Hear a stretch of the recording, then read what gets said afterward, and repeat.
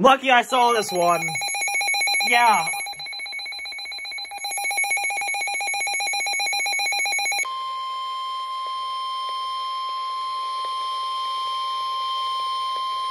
This is a statement from the National Weather Service. For the following county, Allegheny, Maryland, and the following counties in West Virginia, Hampshire, and Morgan.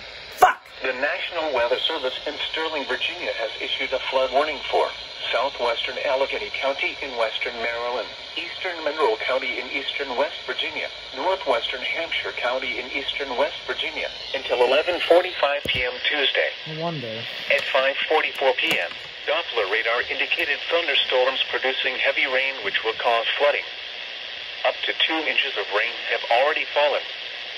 Some locations that will experience flooding include Frostburg, Kaiser, Westernport, Romney, Bel Air, Fort Ashby, Lamachinning, Piedmont, Cresaptown, Rawlings, Springfield, Barton, Midland, Midlothian, Franklin, Green Spring, Woodland, Old Town, Lucan Spring Gap.